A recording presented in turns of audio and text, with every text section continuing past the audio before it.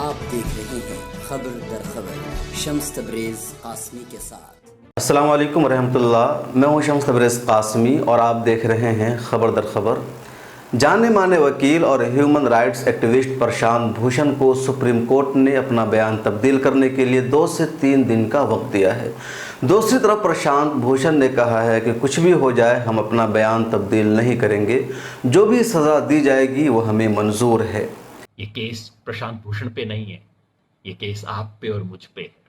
इस देश के हर नागरिक पे है जो अपनी आवाज खोलता है, जो अपना मुंह खोलता है, जो सच को सच कहता है, झूठ को झूठ बोलता है, जैसे मैं इस वक्त आपके सामने बोल रहा हूं। देश का जो नागरिक खुल के बोलता है उसको इस केस के बारे में ध्यान से देखना चाहिए, क्योंकि प्रशांत भूषण केवल नाम है। ये केस इस देश के हर ऐसे व्यक्ति के बारे में है जो कि सच्चाई को, जो न्याय को, जो स्वतंत्रता को, अभिव्यक्ति को और सुप्रीम कोर्ट की गरिमा को महत्व देता है। आज के खबर दर खबर में यही जानेंगे कि एडवोकेट प्रशांत भूषण और सुप्रीम कोर्ट के माबैन क्या मामला है, किस बुनियाद पर सुप्रीम कोर्ट ने इतने बड़े वकील को मुजरिम करार दे दिया है। लेकिन पहले आज की ये 5 अहम न्यूज़। फ़लस्तीन के मुफ्ती आज़म शेख मोहम्मद हुसैन ने फतवा जारी करके कहा है कि मुत्तहिदा अरब इमारात के लिए मस्जिद अक़सा में नमाज़ पढ़ना हराम है। मस्जिद अक़सा में नमाज़ अदा करने के हक़दार सिर्फ वही लोग हैं जो इसकी आज़ादी के लिए जद्दोजहद करते हैं और इसकी तमन्ना रखते हैं। मॉब लिंचिंग के शिकार हुए तबरेज़ अंसारी की बीवी ने झारखंड के वज़ीर आला हेमंत सोरेन से मुलाकात की है और कहा है कि अगर मुझे इंसाफ नहीं मिला तो ख़ुदकुशी कर लूँगी। यूनाइटेड अरब इमारात और इजराइल के बीच पीस एग्रीमेंट होने के बाद सऊदी अरब ने पहली मरतबा अपना रद्द अमल जाहिर करते हुए कहा है, फ़लस्तीनियों के साथ जब तक अमन मुआहदा नहीं हो जाता है उस वक्त तक इसराइल के साथ ताल्लुक़ बहाल करने का कोई सवाल पैदा नहीं होता।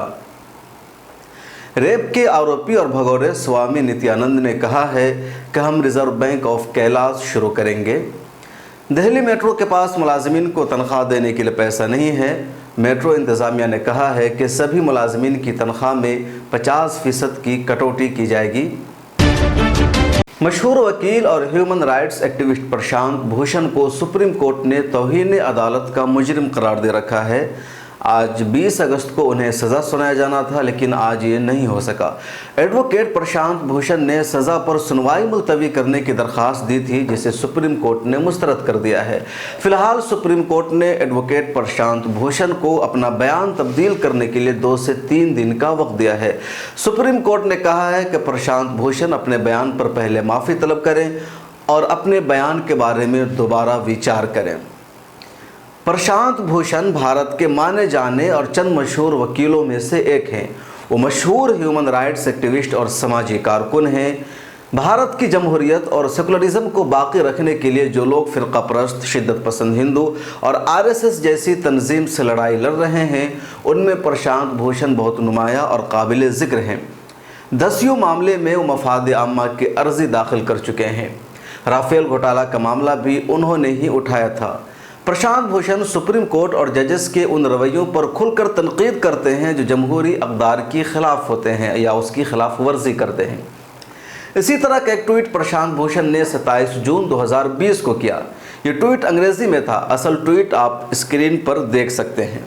ट्वीट ये था, मुस्तक़बिल में मुअर्रिख़ीन जब गुज़िश्ता 6 सालों का जायज़ा लेंगे कि किस तरह भारत में डेमोक्रेसी बग़ैर इमरजेंसी के तबाह की गई, तो ख़ास तौर पर डेमोक्रेसी की तबाही में सुप्रीम कोर्ट के किरदार का तस्करा करेंगे और उससे भी ज़्यादा गुज़िश्ता 4 जजेस का।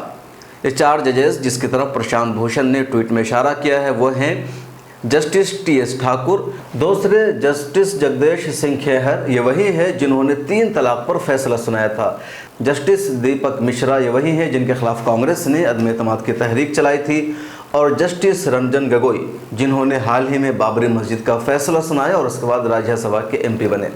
एडवोकेट प्रशांत भूषण के इस ट्वीट की शदीद तनकीद हुई। मुतालबा किया गया कि इसे डिलीट कर दें। प्रशांत भूषण ने कहा कि हमने कुछ गलत नहीं लिखा है, इसलिए वो डिलीट नहीं होगा। कुछ दिनों बाद ट्विटर ने खुद से वो ट्वीट डिलीट कर दिया। मामला यहीं पर नहीं रुका, बल्कि सुप्रीम कोर्ट पहुँच गया। भारत की सबसे बड़ी अदालत ने एडवोकेट प्रशांत भूषण के ट्वीट का खुद से नोटिस लेते हुए तौहीन अदालत का मुकदमा शुरू कर दिया, यानी कंटेम्प्ट ऑफ कोर्ट का। अदालत ने कहा, पहली नज़र में हमारी राय यह है कि ट्विटर पर इन बयानात से अदलिया और उसके वक़ार को ठेस पहुंचाई गई है, जो अवाम के जहन में सुप्रीम कोर्ट और ख़ास तौर पर इंडिया के चीफ जस्टिस के दफ्तर के लिए मुज़िर है। इससे नुकसान पहुंच सकता है। जमहूरियत की तबाही वाले बयान पर प्रशांत भूषण ने वजाहत की, किस तरह के नज़रियात का इजहार नापसंदीदा और तल्ख तो हो सकता है, लेकिन इसे तौहीन अदालत नहीं कहा जा सकता। सुप्रीम कोर्ट ने कहा, इजहार राय की आज़ादी और हकारत के दरमियान एक पतली लकीर है। हम इजहार राय की आज़ादी के हुकूक़ और जज के वक़ार के तहफ़्फ़ुज़ के लिए एक इदारे की हैसियत से तवाज़ुन कायम करना चाहते हैं। दूसरी तरफ वकील प्रशांत भूषण का कहना था, उन पर बदउनवानी का इल्ज़ाम माली बदउनवानी के बारे में नहीं था, बल्कि मुनासिब और सही तर्ज अमल के फुक़दान के बारे में था। अगर मेरे बयान से जजों और उनके अहल खाना को तकलीफ़ हुई है तो मुझे इस बयान पर अफसोस है। प्रशांत भूषण पर हालिया ट्वीट के अलावा तौहीन अदालत के एक और केस है और ये मामला तकरीबन 11 साल पुराना है। प्रशांत भूषण ने 2009 में तहलका मैगजीन को इंटरव्यू देते हुए इल्ज़ाम लगाया था कि भारत में चीफ जस्टिस के ओहदे पर फायज रहने वाले आखिरी 16 जजेस में से निस्फ करप्ट हैं। इस मामले में 3 रुकनी बेंच ने 10 नवंबर 2010 को समाअत करने का फैसला किया था। उस महीने की 10 तारीख को सुप्रीम कोर्ट ने कहा, जजों को बदउनवान कहना तौहीन है या नहीं, इसको सुनने की ज़रूरत है। पिछले 10 सालों में यह केस 17 बार सुना गया, लेकिन मुलतवी हो गया और कोई भी फैसला नहीं आया। हालिया मामला पर सुप्रीम कोर्ट ने सख्त रुख अपनाया और जस्टिस अरुण मिश्रा की सरबराही में 3 रुकनी बेंच तश्कील दिया गया। सुप्रीम कोर्ट में इस बात पर बहस हुई कि प्रशांत भूषण का कमेंट अदालत की तौहीन है या नहीं। दुनिया भर के माहिरीन ने भी इस पर तबसरा किया। 14 अगस्त को सुप्रीम कोर्ट ने फैसला सुना दिया कि एडवोकेट प्रशांत भूषण तौहीन अदालत के मुजरिम है। उसी दिन जजेस ने भी कहा कि 20 अगस्त को सज़ा का फैसला सुनाया जाएगा। प्रशांत भूषण का ट्वीट और तबसरा कंटेम्प्ट ऑफ कोर्ट के दायरे में आता है नहीं, इस पर सुनिए माहिर कानून प्रोफेसर फैजान मुस्तफ़ा का ये तबसरा। कि संविधान और संविधानवाद का मतलब यह है कि सब अपनी सीमाओं में रहें। Freedom of speech and expression है, उसकी भी सीमाएं हैं। Contempt of court article 19 clause 2 में एक रीजनेबल रेस्ट्रिक्शन, एक एक्सेप्शन है freedom of speech and expression का। लेकिन जनतंत्र में बेसिक वैल्यू जो है वो फ्रीडम ऑफ स्पीच है। और क्यों है फ्रीडम ऑफ स्पीच? क्योंकि मार्केट प्लेस ऑफ आइडियाज में सारे आइडियाज आने दे दीजिए। अगर कोई झूठ भी बोल रहा है, कोई गलत भी कह रहा है, उस बात को आने दीजिए, क्योंकि अगर वो सही हुई तो समाज उस सही बात से महरूम हो जाएगा, और अगर वो गलत है तो उसे कंपटीशन में आने दीजिए ताकि वो साबित हो जाए कि जो वो कह रहा है वो गलत है। इसलिए कंटेम्प्ट ऑफ कोर्ट और फ्रीडम ऑफ स्पीच में अगर मुकाबला होगा तो ग्रेटर वैल्यू जो है वो फ्रीडम ऑफ स्पीच की होनी चाहिए एक डेमोक्रेटिक कंट्री में। इसीलिए जो विश्व की लिबरल डेमोक्रेसीज हैं वो कंटेम्प्ट ऑफ कोर्ट का अब बहुत कम इस्तेमाल करती है। Himachal Pradesh national law university के प्रोफेसर चंचल कुमार सिंह का कहना है, आईन हिंद के आर्टिकल 129 और 215 में सुप्रीम कोर्ट और हाई कोर्ट को कोर्ट ऑफ रिकॉर्ड का दर्जा दिया गया है और किसी को भी उनकी तौहीन पर सजा दी गई है।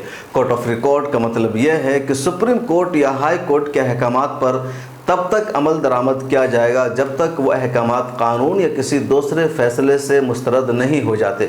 1971 के पहले तरमीमी एक्ट में पहली तरमीम 2006 में की गई थी। उस तरमीम में 2 निकात शामिल कर दिए गए थे ताकि जब तौहीन के मामले की पैरवी की जा रही हो तो सच्चाई और तयशुदा उसूलों को भी जहन में रखा जाए।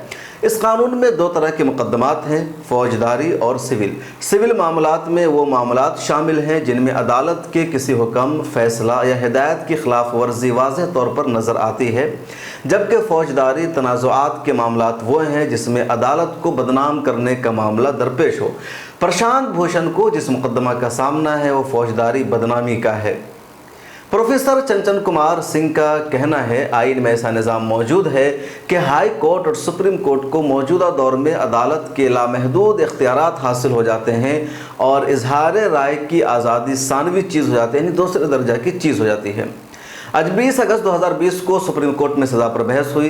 जस्टिस अरुण मिश्रा ने कहा कि ज़मीन पर कोई शख्स ऐसा नहीं है जो गलतियां ना कर सके। आप 100 ने क्या कर सकते हैं, लेकिन वो आपको 10 जराइम का इर्तिकाब नहीं करने देते।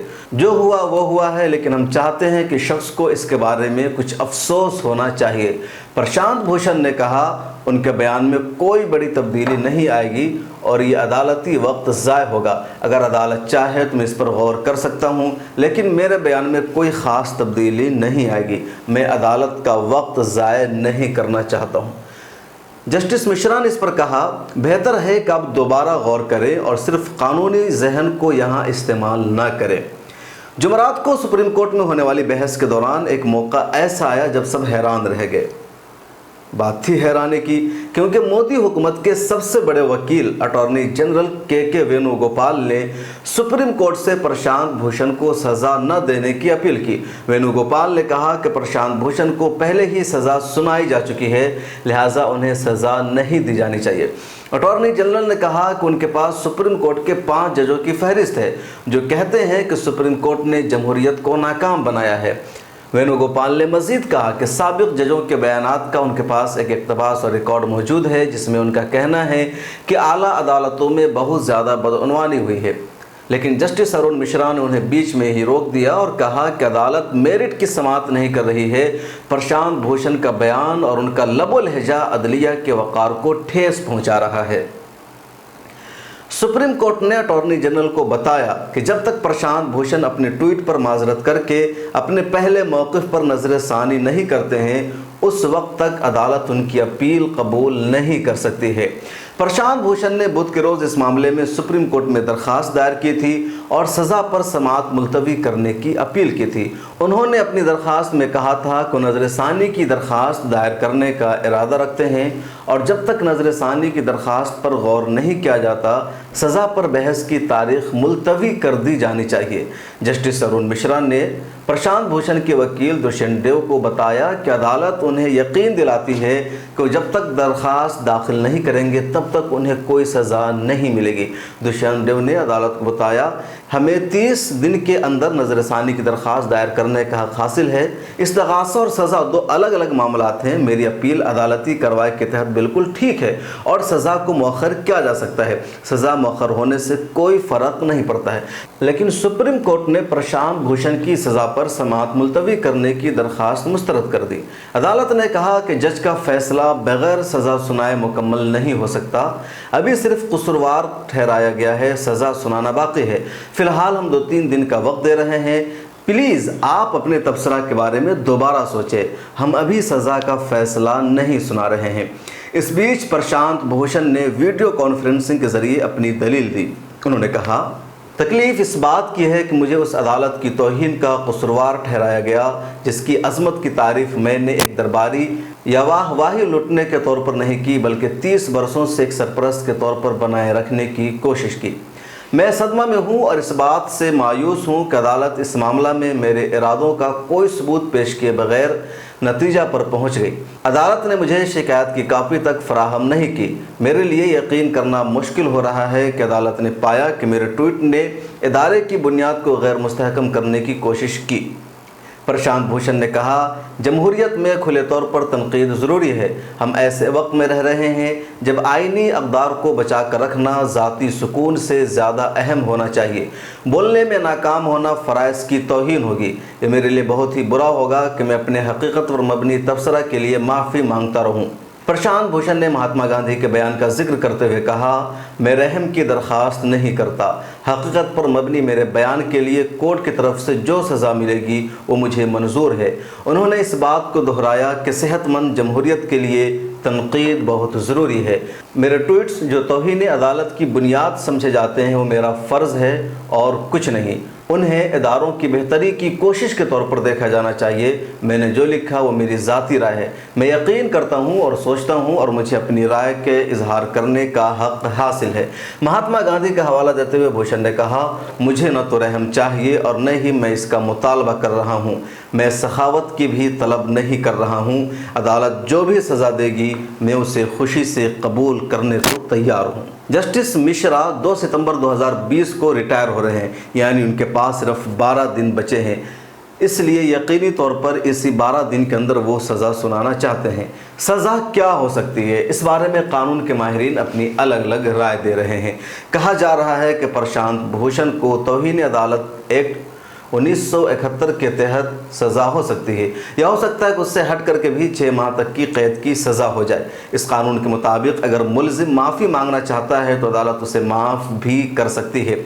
बेहतर होगा हम और आप इंतज़ार करें, क्योंकि एक नज़ीर और मिसाल बन गया है। सुप्रीम कोर्ट और जजेस पर तबसरा जुर्म तस्लीम किया जा चुका है। इमरजेंसी के दिनों में 1975, 76, 77 के बीच सन 76 में एक प्रसिद्ध केस आया था जिसको एडीएम जबलपुर केस कहा जाता है। यह केस सुप्रीम कोर्ट के सामने आया था। उस केस में असली सवाल यह था कि इस वक्त इमरजेंसी देश में है तो क्या किसी व्यक्ति को गोली मारी जा सकती है?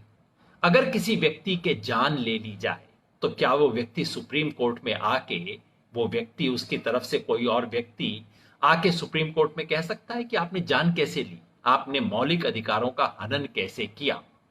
ये मामला सुप्रीम कोर्ट के सामने आया था और दुर्भाग्यवश उस वक्त सुप्रीम कोर्ट ने फैसला दिया था कि हां, इमरजेंसी है, ऐसे में किसी भी फंडामेंटल राइट्स का कोई महत्व नहीं है और इसे छीना जा सकता है। भारत के सुप्रीम कोर्ट के इतिहास में एडीएम जबलपुर को एक तरह का धब्बा माना जाता है। जब भी कानून की पढ़ाई होती है लोग याद दिलाते हैं कि एडीएम जबलपुर जैसा मामला तो नहीं हो जाएगा कहीं पे। प्रशांत भूषण के बारे में जो सुनवाई चल रही है, ये सुनवाई उतनी ही महत्वपूर्ण है जितना एडीएम जबलपुर वाला केस था। ये केस प्रशांत भूषण पे नहीं है, ये केस आप पे और मुझ पे है। इस देश के हर नागरिक पे है जो अपनी आवाज खोलता है, जो अपना मुंह खोलता है, जो सच को सच कहता है, झूठ को झूठ बोलता है, जैसे मैं इस वक्त आपके सामने बोल रहा हूं। आप भी अपनी तरफ कहीं बोलते होंगे। देश का जो नागरिक खुल के बोलता है उसको इस केस के बारे में ध्यान से देखना चाहिए, क्योंकि प्रशांत भूषण केवल नाम है। ये केस इस देश के हर ऐसे व्यक्ति के बारे में है जो कि सच्चाई को, जो न्याय को, जो स्वतंत्रता को, अभिव्यक्ति को और सुप्रीम कोर्ट की गरिमा को महत्व देता है। आप जानते हैं इनके बारे में 2 केसेस हैं, मैं पहले आपको बता चुका हूं। ये 2 अलग अलग केसेस हैं जो एक साथ अचानक उठाए गए हैं। एक केस है जो 2009 में शुरू हुआ था, जिसके बारे में मैं विस्तार से पहले आपको बता चुका हूं।